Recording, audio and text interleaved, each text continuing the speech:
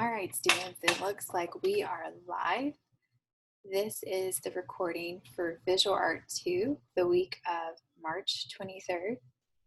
And I know it is not March 23rd, so just know that new content will not be posted until next Wednesday, so you'll have plenty of time to work on this week's lesson. The theme this week is style and the human figure, and I'm pretty excited about sharing that with you. If you hear any random background noises, just know it's my dogs. All right, let's talk about communication first. So it is very important that we continue to communicate during this time. So the way I will communicate with you is through Remind One-on-One. And that is where I will send out announcements and messages about things that you need to see, do, and know. I will post my presentations and any resources that I reference to my Visual Art 2 Google Classroom. Most of you are already in that. That's the same one we've been using all year. But if you cannot access Google Classroom, please reach out to me through my email. My email is right there on the slide, and it is karen.cross@dcsms.org.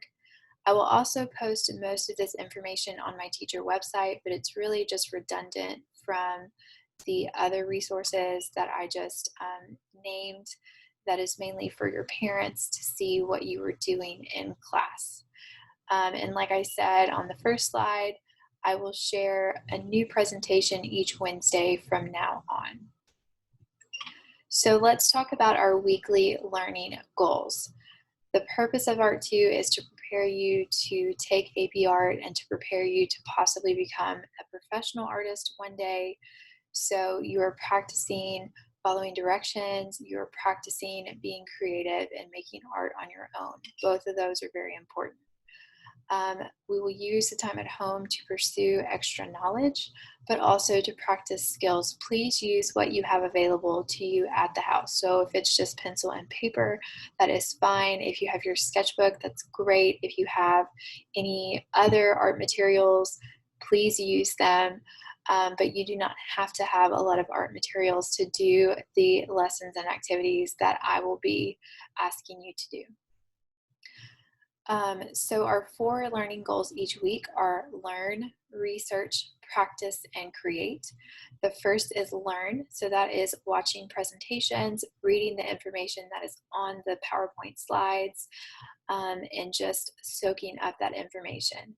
The second part of that would be research. So I'll be asking you to research different things each week, whether that's an artist or whether that's watching a YouTube video, but learning how to research is a very important skill that you need to be able to do on your own in AP Art. So you're getting exposed to that this 9 weeks. The third thing is practice. So we all hopefully know by now that to get good at something, you have to practice. So a lot of this lesson will focus on different things that you need to practice to get better at drawing the figure, and we'll have something similar to that next week, something that you're just doing to kind of practice and get your feet wet with the new skill. The final part of your weekly learning goal is to create. So each week I want you to be practicing with me. Sometimes I will ask you to do an art project. Like next week, we'll probably do an art project. But sometimes all I'm asking you to create outside of the practice that we do in the lesson together is a entry in your visual journal and a sketch in your sketchbook. So that's really giving you the chance to make art about whatever you want to make art about. All right, so maybe you're asking yourself, what should I be doing for you, Miss Cross? So this slide pretty much outlines that for you. I do want you to draw and create what interests you. You've got lots of free time, most of you, much more than usual. So continue to work in your sketchbook and draw at least one thing each week that you're interested in. It doesn't have to be big, doesn't have to fill up the whole page. Just keep drawing. Don't stop doing that skill while you're at home. Another thing is working in your visual journal. So really think about what kind of interests you have, what kind of current events we have going on. Look up different things online and make pages. Play with stuff. You have all kinds of weird stuff. Maybe you don't have any art supplies, but you have coffee. Like, play with different things in your visual journal and just show me how creative you could be there. All right, so this week what we're going to be doing is learning about drawing the figure, practicing drawing the figure. Some of it's review, some of it might be new for some of you. So I'm gonna just introduce you to the tip of the iceberg here. This is something we'll definitely have to pick up again in class when we return. But this is a really important skill that I want you to start practicing now, so I'm gonna introduce you to it today. The other thing that I want you to focus on today during this lesson is style. So every artist eventually develops their own style, but it's usually not something that you start with. Maybe you think you have a style, maybe you know you have a style, but it's really important to have a good foundation before you start using too much of your own style, because you really want to have your things look correct and just stylized instead of like sloppily covering mistakes with style. So what we're going to do today is we're going to read an article from other illustrators who are professional and working, and they will talk about how they develop style, their opinion on style, and then we'll look at an artist who has a very unique style. And then after we've learned about the human body and its proportions, I want you to think about your own style and kind of add that flair to your drawings after you've done them correctly in proper proportion. Now in the upcoming weeks, we will do an Alice in Wonderland project. I know a lot of you have heard about that project. So we're going to try to do that from home. So next week we'll talk about character design. So it's really important that we learn the figure this week. And then later on, I plan on us doing a postcard art project, which is a really cool kind of different approach to art making. We are not doing the acrylic painting right now. That's something that we'll pick back up when we're back in school, just because I know not everyone has access to acrylic paint at home. All right, so in the whole idea of trying to continue drawing, if you're struggling trying to come up with topics of things to draw or to make art about, think about current events and think about coronavirus. How has that impacted you personally or your friends or family?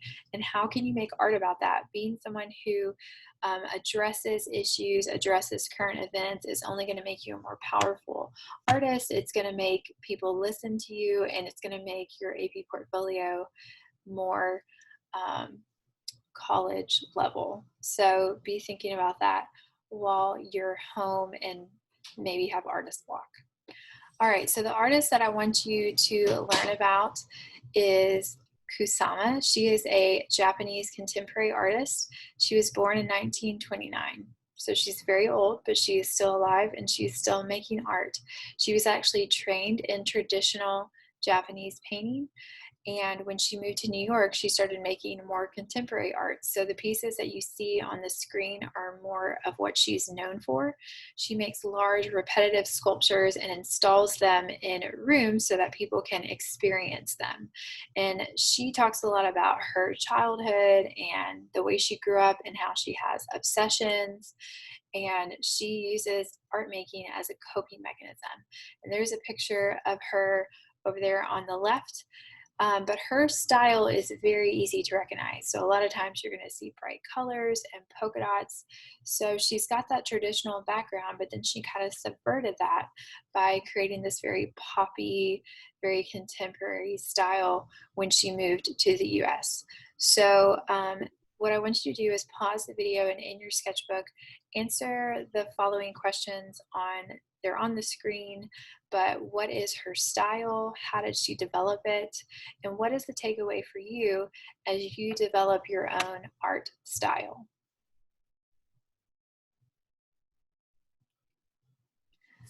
All right, So what we're going to do next is move on to the article that I want you to read. So I have on Google Classroom a link to this article where an illustrator interviews other illustrators about their style, and he asks them different questions, and they talk about how they developed their own style, what their opinion is about style, how they got their style. So read the article, pick your favorite illustrator, and then respond to the questions in Google Classroom. So I've got questions posted there, I've got a link to the article posted there, and then I want your responses there as well.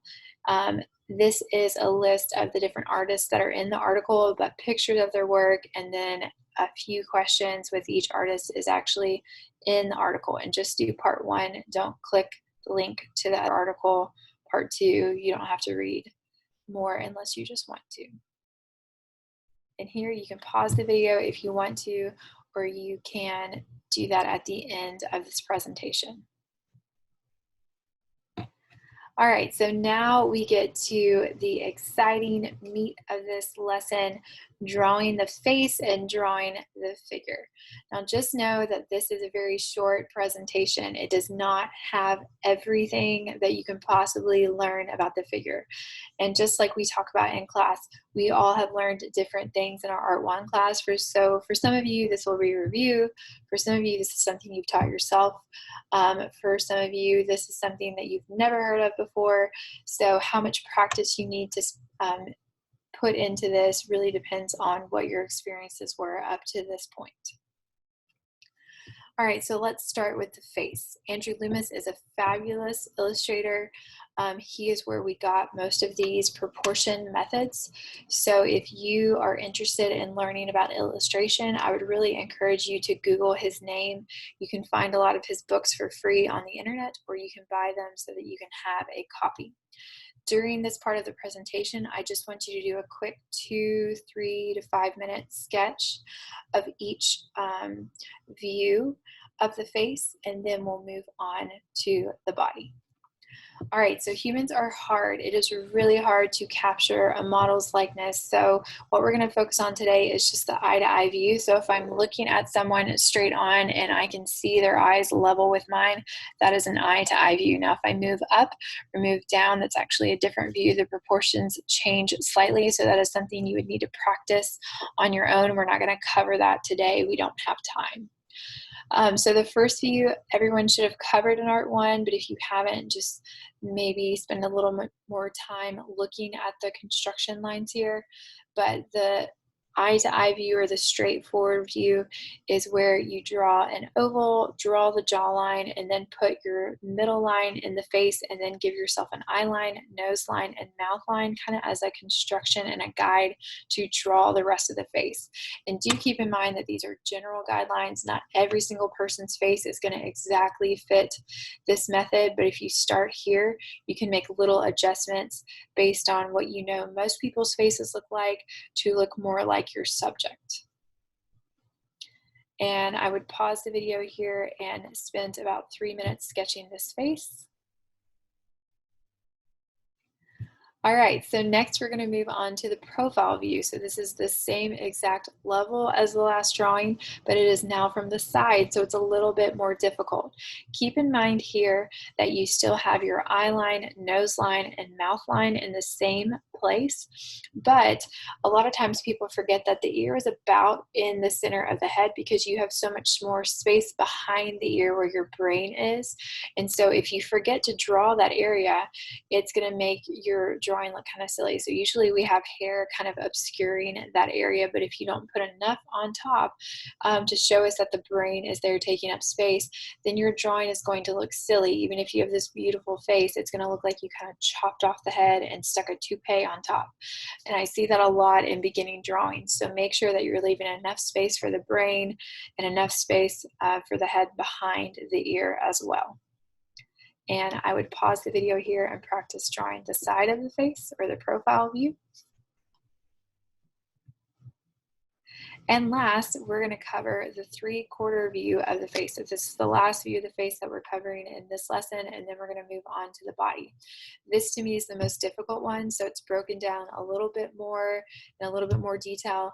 If any of these views of the face are something that you struggle with, then please look at my Google Classroom. I've posted some materials there for you.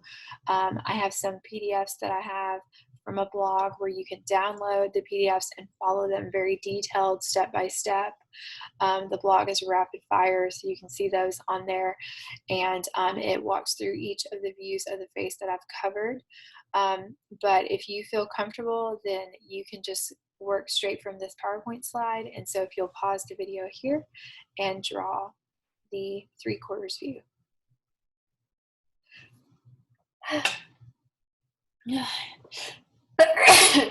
Excuse me. I think that's dust, not sick. All right, so what I want you to do here is take the knowledge and the practice that you just did and do a quick 5 minutes or less drawing of this model in your sketchbook. So on the same page, just kind of draw, take notes, and sketch out this model to give you some practice.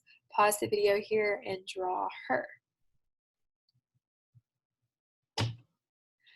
All right, and if you did not want to draw that model, I hope that you found another royalty-free picture, but I chose this one because I like the way that you can kind of see a 3/4 view, but you still see most of her facial.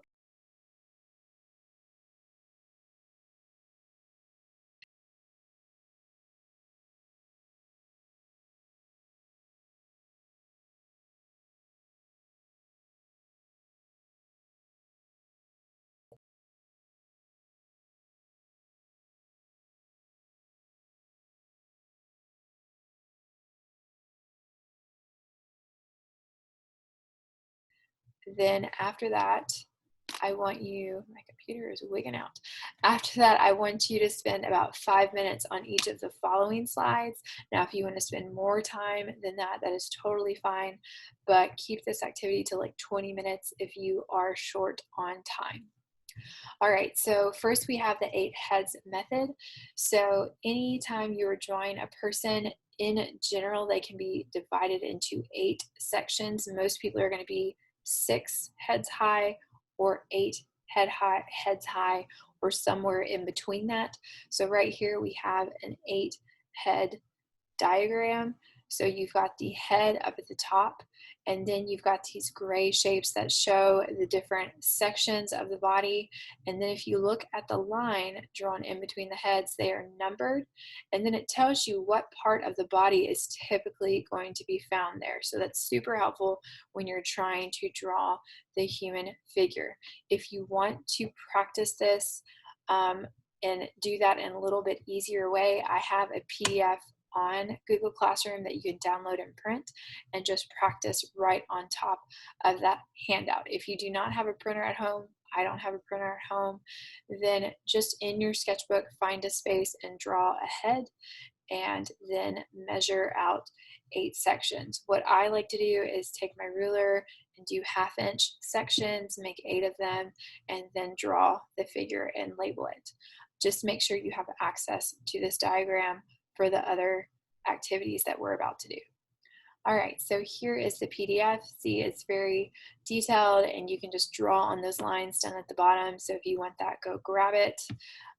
This is an illustration from Andrew Loomis, kind of detailing the difference between men and women. So like I said, he's a great resource. Check him out.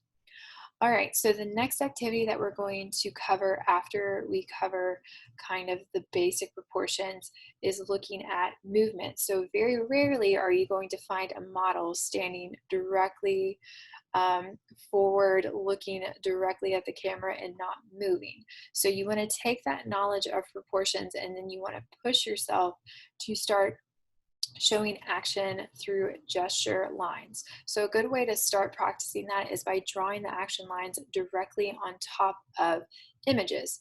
So here I have some different images. You can print this slide if you want to. That's posted in Google Classroom as well.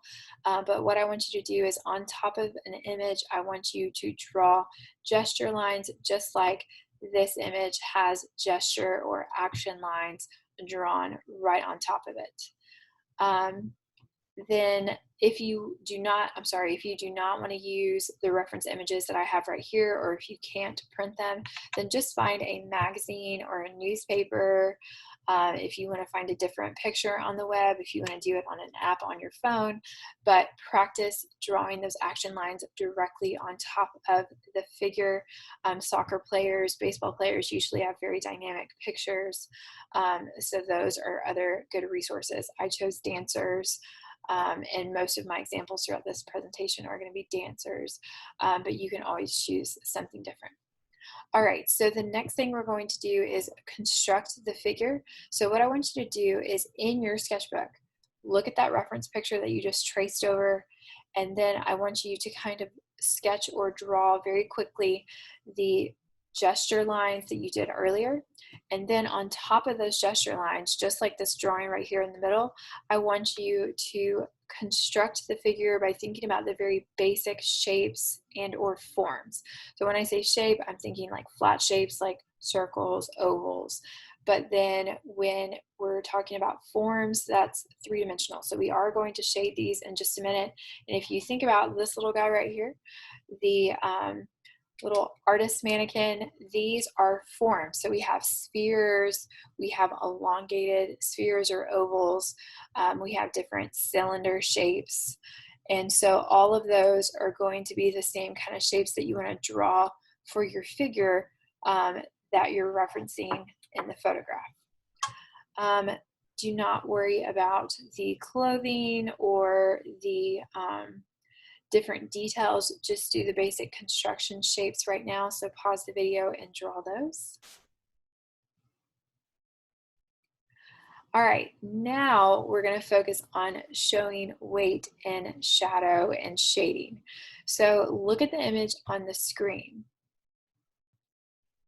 It looks realistic because the person who drew it shaded the body and added weight to the lines. So shading is pretty straightforward. The reason we have practiced that, shading spheres and colored pencil, charcoal, all those different things, is so that you're getting some practice so that when you're dealing with a complex form like a human, you can apply those concepts. It's just going to take a lot more mental effort when you have a more complex shape like this. So just like when you're drawing a sphere, identify the light source. That light source for this figure right here is straight kind of to the left and going onto it this way. So that is why the side of his body is that white. There's no shading. The paper is showing through. And then places where two parts of his body are overlapping or touching, you see a cast shadow, and you also see line weight. So if you look where his arm is touching his ear and the top of his head, that line is actually thicker. If you look where his legs are coming together, that line is actually thicker. If you look at where his heel and his toes are touching the ground, you see a thicker line there. So that is called adding weight. And that is something you do when drawing the figure and when drawing still lifes. When things touch, you need to have more weight. So what I want you to do is take your same drawing that you just drew the action lines on, and then you did the construction of the figure on, you drew those forms, and I want you to actually add some shading now. Once again, only spend about 5 minutes or less on this part of the activity. All right, now the last thing I want you to do is take anywhere from 10 minutes. You can spend more time if you want to, or maybe even 5 minutes, and use those methods that we just talked about in practice to draw one of these three models. So I have 3 images that I've chosen from unsplash.com. These are all free public domain images that have been credited in the PowerPoint slides, so you can use them and look at where there is weight, look at where there is shadow, look at the lines of movement and draw those step by step. So start with the lines of movement, then construct the figure, then add shading and weight, and you should have a pretty nice drawing in about 5 to 10 minutes. Now, if you want to spend longer or do more drawings, you are more than welcome to. All right, so last thing I would like to talk about as far as this is concerned is extra resources. So if you really like this topic and you really want to learn more about drawing the figure, I've included several links to blogs, different drawing websites, another presentation, a YouTube playlist that I felt like was excellent, and also Andrew Loomis's book about how to draw the figure on Amazon, and then also a website that has different figure drawing resources like models and access to live drawings and things like that. So if you want to look at those resources, they're there on the screen. But let me encourage you to practice, okay? You can look at all the resources in the world, but if you don't actually put pencil to paper, you're not going to see any growth in your skills. So draw figures all the time, draw people in your home, draw from life, because that's going to make you better at drawing than drawing from a screen all the time. I draw from a phone all the time because it's convenient and the reference picture is there, but drawing from life is actually a lot more powerful way to learn the proportions of the body.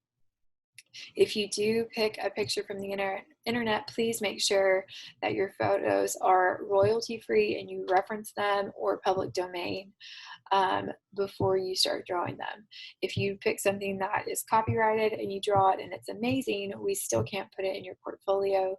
So please make sure that you're saving references and make sure that you're choosing pictures that you're allowed to use. Side note, if you take the picture, you can always use it. So that might be your best bet, is getting your family members to pose for you and take pictures of them and work from that. All right, so now that you have learned how to draw the figure correctly, play with drawing the figure in your style. So you can either draw this figure that's right here on the screen, or you can go back to one of your previous drawings and kind of stylize it, maybe change the eyes, maybe change the hair, maybe add some details to make it more your style. So once you've got that foundation of how to draw the figure correctly, you can then go in and add those different stylistic elements. So hopefully you understand where I'm going with this. You can kind of tie everything together. So we talked about an artist that had a very distinct style. Then we talked about her traditional background and how she kind of broke away from that and really made contemporary artwork. Then we looked at some illustrators and how they developed their style. Next thing I'm giving you is a very traditional method for drawing the human figure. So that way, when you stylize the human figure, it's not to cover up mistakes, it's not to make up for any things that you lack. It's really an expression of who you are as an artist. All right, thank you so much for listening to my presentation. You are a wonderful audience. And if you wanted to see any of the photos or any of the resources that I mentioned, they're here as well as on the previous slide. And as always, if you have any questions, please email me. I keep normal business hours, 9 to 5, usually respond within 24 hours to any emails or messages. Thank you so much. Stay safe, stay indoors, wash your hands, and I'll see you next week.